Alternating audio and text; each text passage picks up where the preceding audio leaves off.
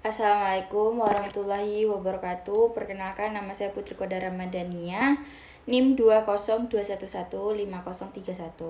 Di sini saya akan mempresentasikan tentang perubahan anatomi pada ibu hamil dengan keluhan. Dan pada keluhan yang pertama yaitu pada trimester ketiga.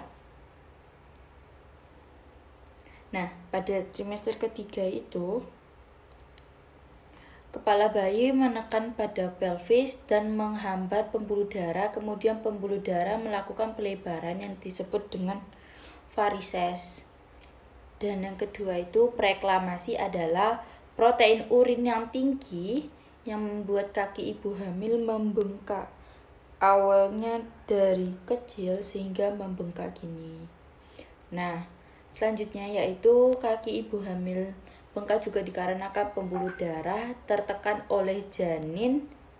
Darah eksternitas bawah ke jantung akan menjadi besar dan terjadinya pembengkakan atau disebut dengan odem. Selanjutnya yaitu ibu hamil merasakan nyeri ke saraf pusat yang berada pada pelvis tertekan oleh janin. Nih, pada ibu hamil kan tadi merasakan nyeri ke saraf pusat yang berada ditertekan oleh pelvis ini oleh janin. Dan selanjutnya yaitu pada ibu hamil terjadi pada trimester ketiga tadi, kepala pada ibu hamil itu ekstensi yaitu ke belakang dan bahu mengharap rotasi atau disebut dengan arah ke depan, dan pelvis itu mengarah ke posterior. Ini sedikit fleksi ke arah varus yaitu atau ke arah keluar buat pada ibu hamil melebar supaya stabil. Ankle ke varus atau disebut ke arah keluar. Ini bagian ankle. Dan lumbal itu kan awalnya lordosis karena dia menampung anak, sehingga lordosis itu menjadi hiperlordosis. Selanjutnya yaitu COG atau Center of Gravity pada ibu sebelum hamil itu sejajar dengan L4 dan L1. Nih, kalau normal itu maka sejajar. Nah, kalau COG Center of Gravity ibu hamil itu akan menjadi posterior atau nanti bahkan